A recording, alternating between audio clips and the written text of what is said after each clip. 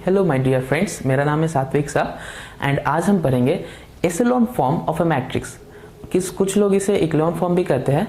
तो आइए इस वीडियो को स्टार्ट करते हैं। तो matrix A is called an echelon matrix और is said to be in echelon form if the following two condition hold.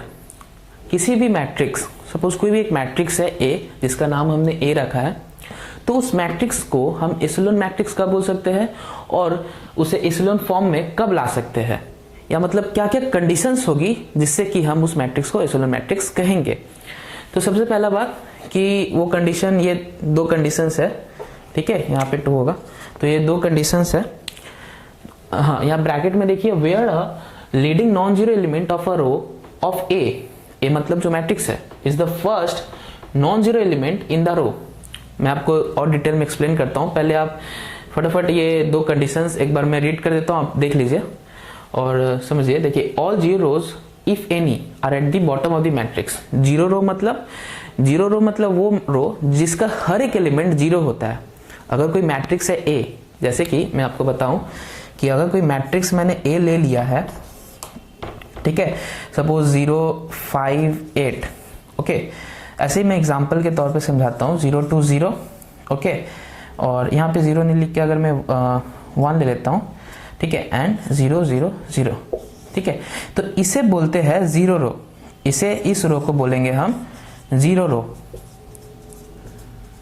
ठीक है। और ये जो 0 2 0 1 5 8 ये होता है नॉन जीरो रो, ठीक है, जहां पे कोई एक विदाउट जीरो मतलब कोई एक डिजिट रहेगा जो जीरो नहीं है। तो अगर कोई जीरो रो रहता है, जैसे कि इस मैट्रिक्स में है एक जीरो रो, तो वो बॉटम ऑफ द मैट्रिक्स में रहेगा, मतलब सबसे लास्ट में रहेगा मैट्रिक्स का। All zero rows of A follows all non zero rows of A. हर एक जीरो रो आपका नॉन जीरो रो उसी मैट्रिक्स का फॉलो करता है, ठीक है, मतलब उसी मैट्रिक्स का जो नॉन जीरो रो रहेगा उसे जीरो रो फॉलो करेगा, ठीक है। And each leading non zero entry मतलब बोल सकते हो एलिमेंट, ठीक है। Each leading non zero entry in a row is to the right of the leading non zero entry in the preceding row. देख लीजिए आप, each leading non zero entry in a row is to the right of the leading non zero entry in the preceding row. तो leading element है क्या? Leading element जैसे कि हो गया ये 2, सेकेंड रो के लिए लीडिंग एलिमेंट हो गया 2, फर्स्ट रो के लिए लीडिंग एलिमेंट हो गया 1, ठीक है। जो कि इसका मतलब क्या होता है कि जो ये 1 है ये 2 है, तो 0 क्यों नहीं हुआ लीडिंग एलिमेंट? क्योंकि 0 के बाद जो एलिमेंट्स आते हैं किसी भी एक रो में, तो वो जो पहला एलिमेंट अगर 0 के बाद अगर वो नॉन जीरो एलिमेंट है, इसका मतलब वो एक लीडिंग एलिमेंट है। देखिए यहाँ पे मैंने लिखा था, where a leading non zero element of a row of A is the matrix is the first non zero element in the row, है ना। तो काफी सिंपल सा भाषा में मैंने लिखा हुआ है। तो यहाँ पे सबसे पहले मैं आपको बता दूं कि यहाँ पे क्या बोलना चाह रहा है कंडीशन, कि अगर जो सेकंड रो है उसमें जो 2 एक लीडिंग एलिमेंट है, मतलब नॉन जीरो एलिमेंट है, वो हमेशा जो पहला इस रो था उसका जो लीडिंग एलिमेंट है दैट इज 1 उसके राइट में रहेगा, ठीक है, उसके राइट साइड में रहता है। जैसे कि यहाँ पे जो फर्स्ट रो है, फर्स्ट रो का पहला लीडिंग एलिमेंट क्या है? 1 है, पहला एलिमेंट 1 है। जो सेकंड रो है उसका फर्स्ट नॉन जीरो एलिमेंट क्या, कौन सा है? 2 है, that is the leading element and this leading element always lie in the right of the first leading element of the first row, okay. So यहाँ पे यही बोला था, आप एक बार फिर से पढ़िए। Each leading non zero element और entry in a row is to the right of the leading non zero entry in the preceding row, that is if rows, अगर मतलब अब यहां से समझिए, that is if rows 1 2 3 r, ठीक है, are the non zero rows of the matrix and if the leading non zero entry i in column की i, where i should be obviously 1 2 3 4, then k1 should be less than k2 less than k3 or the kr, ठीक है। तो मैं आपको एक example से और detail में से एक्सप्लेन करता हूं कि ये क्या कहना चाह रहा है, ओके। तो आइए समझते हैं। पहले मैं इसे इरेज कर देता हूं, आप एक स्क्रीनशॉट ले लीजिए इसका, ओके।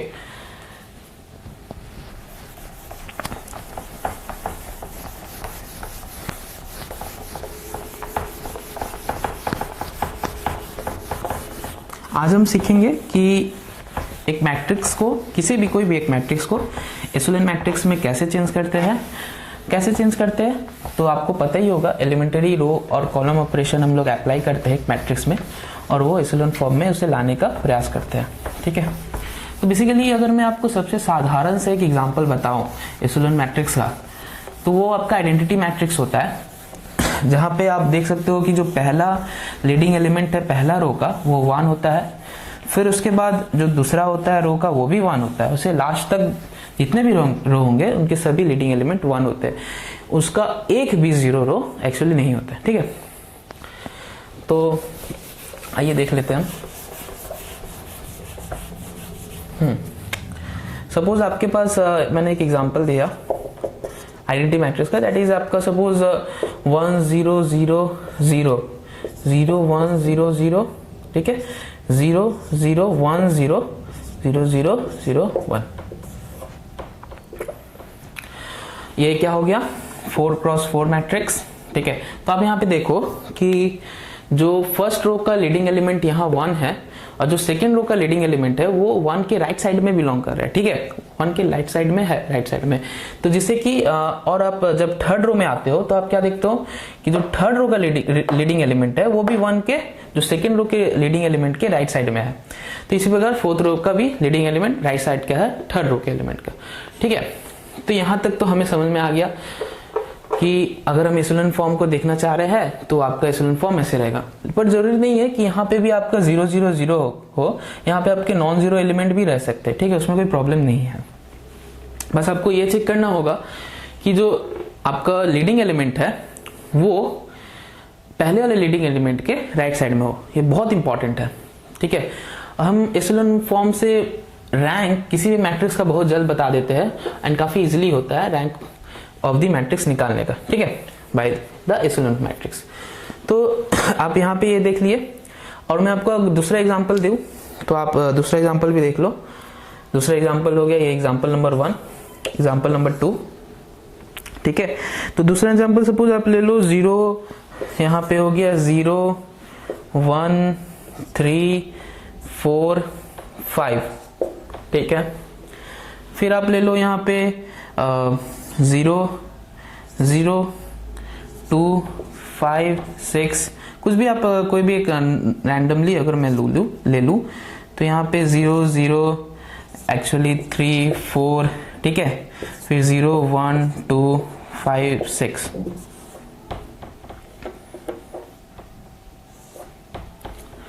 तो आप यहाँ पे गौर करो ध्यान से और मैट्रिक्स के जो ये फॉर्म है इसे समझने की कोशिश करो।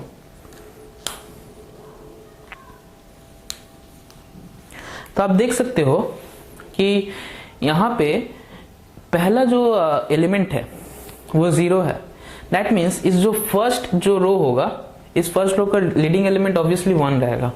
ठीक है, एंड आप देख सकते हो कि यहाँ फिर से डबल 0 है एंड देयरफॉर 1 के राइट साइड में सेकेंड रो का लीडिंग एलिमेंट लाई कर रहा है।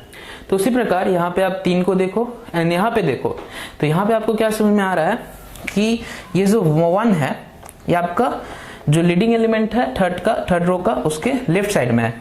ठीक है, तो इसका मतलब ये अभी एशेलोन फॉर्म में नहीं है, हमें इसे एशेलोन फॉर्म में लाना होगा। तो लाने के लिए हम एलिमेंटरी रो और कॉलम ऑपरेशन करते हैं जिससे कि ये जो 1 है ये 3 के यहाँ पे आ जाए, यहाँ पे सब 0 हो जाए। ठीक है, अगर सपोज मैं आपको अंडरस्टैंडिंग के लिए बोलूं कि इसे भी इरेज कर देता हूं, सपोज यहाँ पे मेरा 0 0 0 0 0 है। ठीक है, हम एलिमेंट्री रो ऑपरेशन और कॉलम ऑपरेशन आपको दिखाएंगे, ठीक है, कुछ देर में। तो यहाँ पे बेसिकली 0 0 हो गया सब, यहाँ पे आपको सपोज ले लो आप 0 0 0 3 4। तो पहला कंडीशन के अगर हम फॉलो करें तो देख रहे हैं कि पहला कंडीशन यहाँ पे फॉलो नहीं हो रहा है क्योंकि जो 0 रो है वो सबसे बॉटम में नहीं है और जो नॉन जीरो रो है वो सबसे बॉटम पे है। तो हम इसे एक्सचेंज कर देंगे एलिमेंट्री रो ऑपरेशन के साथ सहारे। ठीक है, तो अगर हम इसे चेंज कर दे तो हमें क्या मिलेगा 0 1 3 4 5, यहाँ पे 0 0 2 5 6।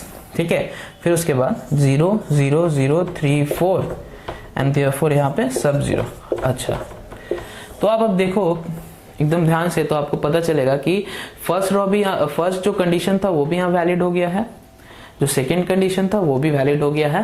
फर्स्ट कंडीशन के मुताबिक यहाँ पे सभी रो, जो सब एक जो रो है जहाँ पे सब 0 एलिमेंट है वो लास्ट में बॉटम ऑफ द मैट्रिक्स में है, एंड जो लीडिंग एलिमेंट है वो राइट हैंड साइड में है, ठीक है, ऑफ द प्रीसीडिंग रो, ठीक है। तो यहाँ पे आप देख लो, यहाँ पे 1 है तो यहाँ पे 2 है, यहाँ 2 0, यहाँ 3 0, यहाँ 3 है।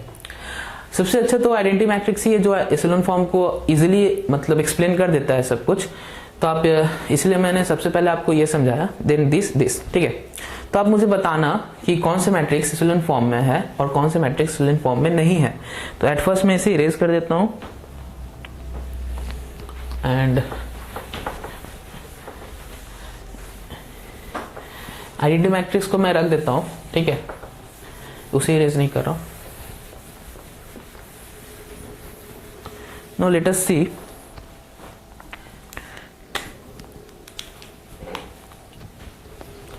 कि सपोज मेरे पास ऐसा एक मैट्रिक्स है, ठीक है, सपोज मेरे पास एक ऐसा मैट्रिक्स है जहां पे 2 3 4 7, ओके, एंड यहाँ पे हो गया 0 2 1 0, ओके, यहाँ पे हो गया सपोज 1 7 6 5, ठीक है।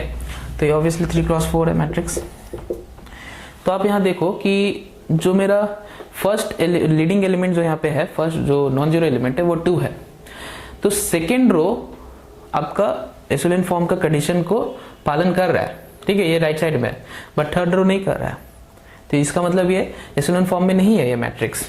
बट अगर हम समहाउ किसी भी एलिमेंटरी ऑपरेशन करके अगर यहाँ पे भी 0 ला दे, ठीक है, एंड ये 7 को भी 0 बना दे, तब यहाँ पे अगर 6 5 रहता है तो वो क्या हो जाएगा, एशेलॉन फॉर्म हो जाएगा मैट्रिक्स, ठीक है। हाँ, लेकिन यहाँ पे आपको ये जो 0 है इसे आपको चेंज नहीं करना है, और ये जो 2 है, ठीक है, ये 2 कोई भी एलिमेंट रहे बस वो 0 ना हो, ठीक है। अगर सपोज 0 होता भी है तो कोई प्रॉब्लम उसे नहीं है, लेकिन तो आपको जो यहाँ पे भी क्या लाना पड़ेगा, 0 लाना होगा, क्योंकि यहाँ पे एक नॉन जीरो एलिमेंट रहेगा एंड यहाँ पे ऑब्वियस सा बात है एक नॉन जीरो एलिमेंट रहना पड़ेगा, ठीक है।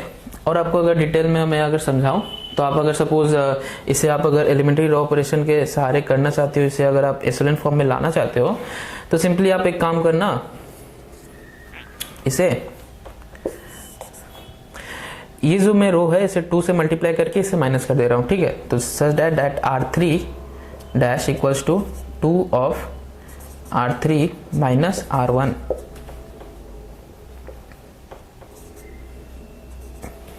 ठीक है। ये मैं R3 लिखा था इधर, एक सेकंड में अच्छे से लिख दूं। हाँ, तो यहाँ पे अगर मैं ऐसा करूँ तो पहला तो यहाँ पे 2 3 4 7 रह गया, ठीक है। उसके बाद में ये जो 2 है यहाँ पे 0 2 1 0, फिर 2 को मैं 1 के साथ इसे मल्टीप्लाई किया हूँ 2 को, तो ये 2 हो गया, ठीक है। फिर 2 माइनस 2 0 हो गया, सिंपल। फिर 2 7 जब 14, 14 माइनस 3 ऑब्वियसली बताओ कितना होगा, 11 हो गया। एंड यहाँ पे 2 6 12 एंड 12 माइनस 4 दैट इज 8, फिर 2 5 10, 10 माइनस 7 दैट इज 3।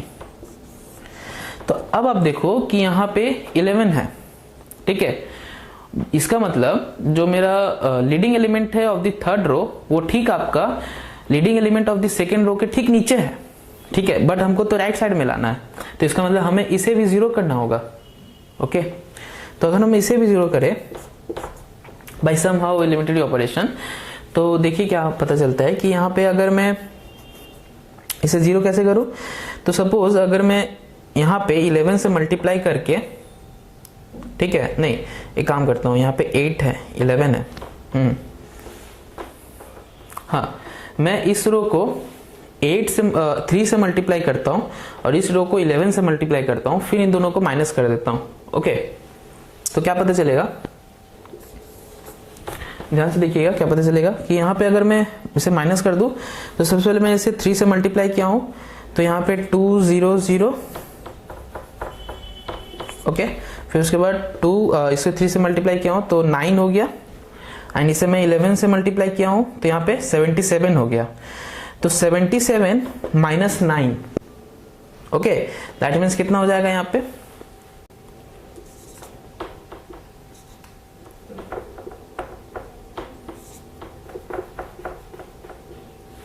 ठीक है 68।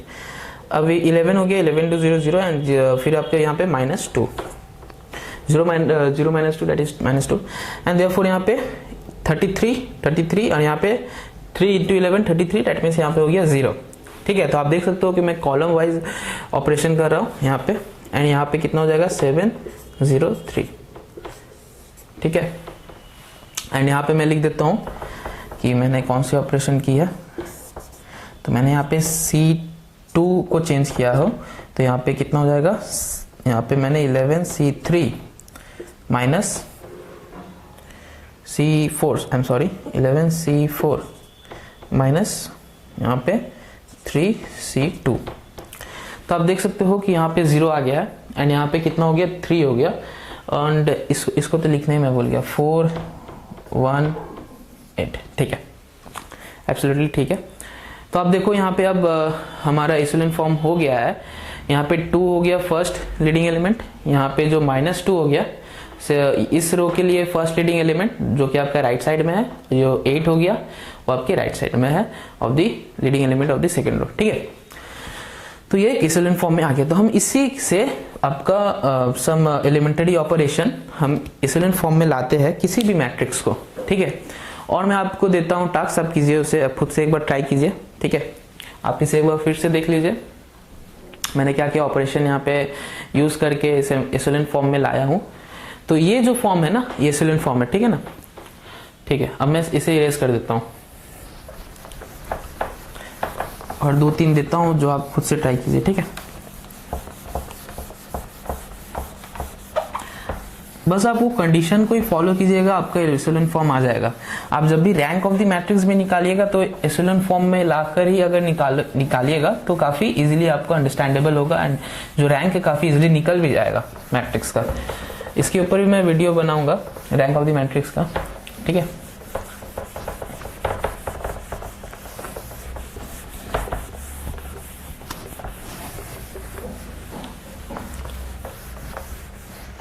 ओके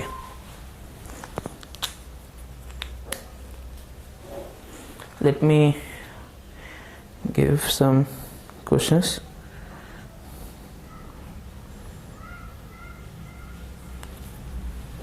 ओके, देखिए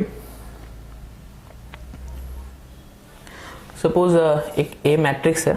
ठीक है, तो यहाँ पे क्या है 1 हो गया, 0 हो गया, 2 हो गया, 3 हो गया, फिर 3 हो गया, 0 हो गया, 6 हो गया एंड 9 हो गया, फिर 2 2 2 एंड देन यहाँ पे 1, फिर उसके बाद 4 2 6 10, 4 2 6 10, फिर 1 0 2 6, 1 0 2 6।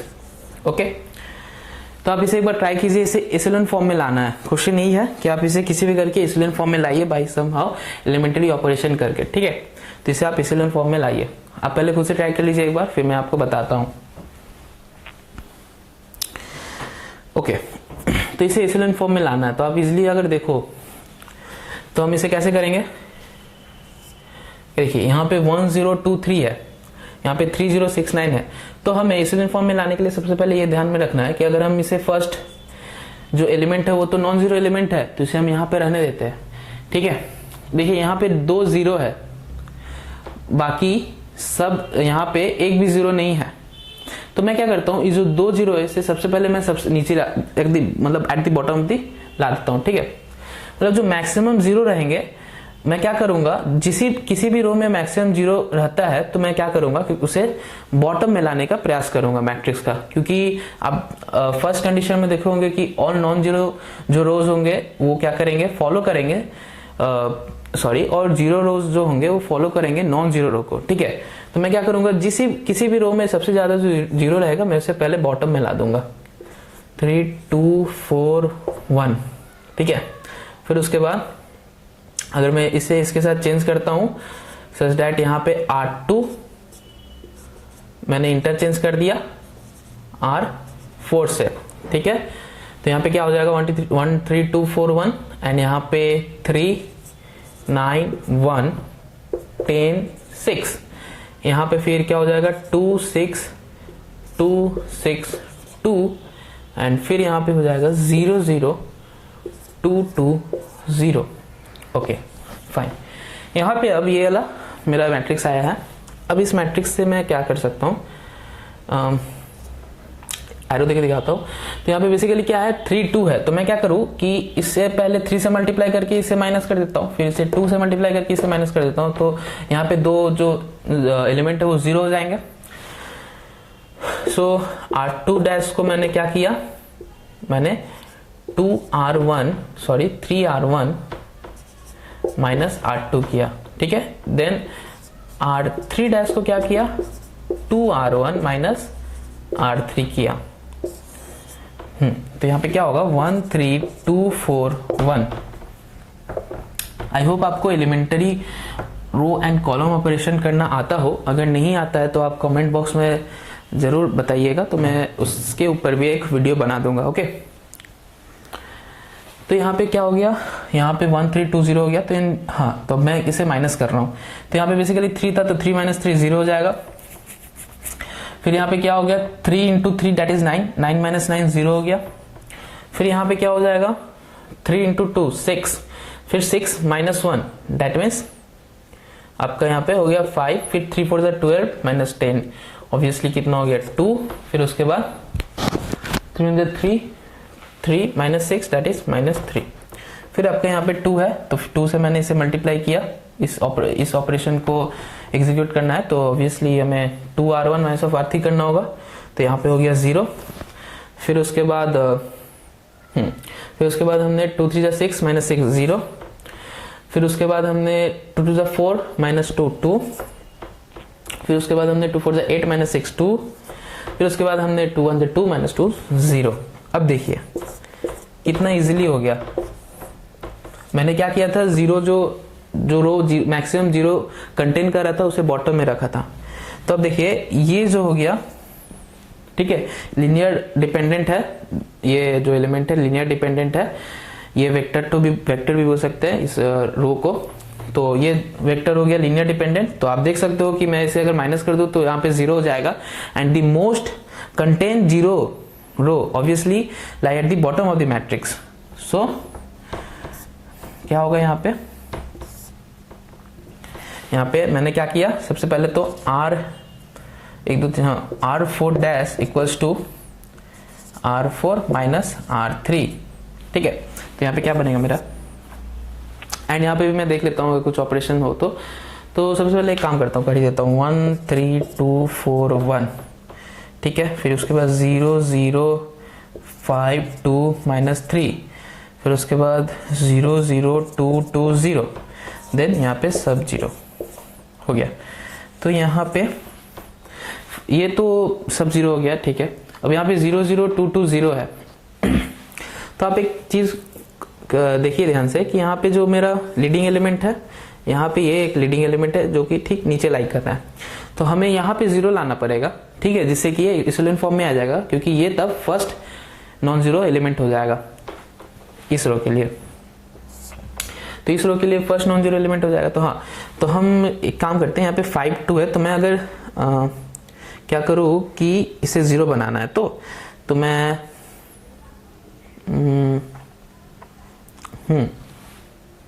काम करता हूँ, इसे मैं 2 से मल्टीप्लाई करता हूँ, इसे 5 से मल्टीप्लाई करता हूँ, ठीक है। उसके बाद मैं इसे 0 बना देता हूँ, ठीक है। तो यहाँ पे मैंने क्या किया कि R3 जो डैश था is equals to 2 of R2 minus 5 of R3, 2 of R2 minus 5 of R3। तो यहाँ पे क्या हो गया मेरा, यहाँ पे होगा क्या, देख लीजिएगा तो ध्यान से। यहाँ पे अगर करता हूँ, हाँ, तो यहाँ पे हो गया 1 3 2 4 1, फिर 0 0 5 2 3 था, 0 0 5 2 -3, फिर उसके बाद यहाँ पे 0 0 इसे मैं 2 से मल्टीप्लाई किया हूं तो 2 5 10, इसे 5 से मल्टीप्लाई किया हूं तो 5 2 10, दैट इज हो गया 0, फिर 2 2 4, 4 यहाँ पे 5 2 10, तो 4 माइनस 10 दैट इज -6। फिर उसके बाद इसे मैं 2 से मल्टीप्लाई किया था तो 2 3 6 दैट इज -6, तो यहाँ पे फिर -6 ही रह जाएगा। ठीक है, यहाँ पे फिर सब 0।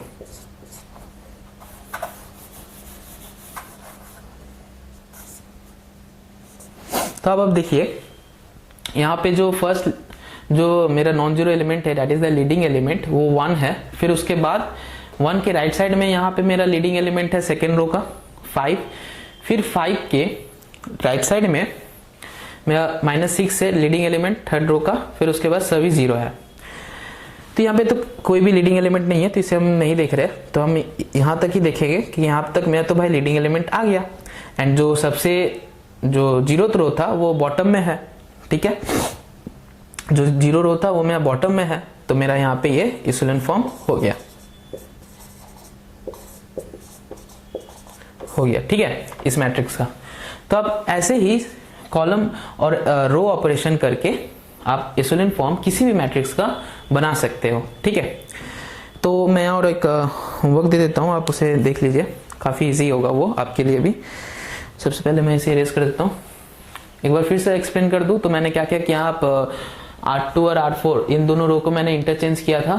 ठीक है, सबसे पहले तो आप ध्यान में रखिएगा कि किसी भी रो में जितने भी अगर सबसे ज़्यादा 0 होते हैं, कोई भी एक रो में अगर सबसे ज़्यादा 0 होता है तो उसे हम बॉटम में ही रखेंगे। ठीक है, तो बेसिकली यहाँ पे क्या हो गया, हमने उसे बॉटम में रखा, R2 R4 को इंटरचेंज करके ये बॉटम में आ गया, एंड देयरफॉर 3 9 1 10 6 ऊपर हो गया। एंड उसके बाद हमने क्या किया, R2 और R3 को मैंने ऑपरेशन किया इन दोनों को, ठीक है, 0 बनाने के लिए, जिससे कि ये जो फर्स्ट नॉन जीरो जो एलिमेंट होंगे वो 0 हो जाएंगे। तो यहाँ पे मैंने 0 0 बनाया। ठीक है, आप देख लो इसे ध्यान से कैसे 0 0 बनाया, तो यहाँ पे 0 0 बनाया। फिर उसके बाद यहाँ पे भी देखा 0 0 है, फिर यहाँ पे 5 2 2 2 -3 0। तो मैंने यहाँ पे देखा कि 5 के नीचे ही 2 है। ठीक है, 2 को तो यहाँ पे होना चाहिए था, इस 2 को, तो ये डायरेक्ट 5 के नीचे ही है। तो मैंने क्या किया, पहले इसे 0 बनाया। ठीक है, मैंने देखा कि यहाँ पे 0 बन रहा है तो इसे 0 बना दिया। फिर उसके बाद 0 बनाने के बाद यहाँ पे मैंने फिर देखा कि अभी भी 2 इसके नीचे ही है, तो फिर मैंने ऑपरेशन किया, यहाँ पे 0 बनाया एंड दिए इक्विवेलेंट फॉर्म में आ गया। तो चलिए मैं आपको और एक होमवर्क दे देता हूँ, आप उसे खुद से घर पे ट्राई कीजिएगा। ठीक है, आप एक बार देख लो, इसे मैं इरेज कर देता हूँ। ओके, एंड यहाँ पे इरेज कर देता हूँ मैं।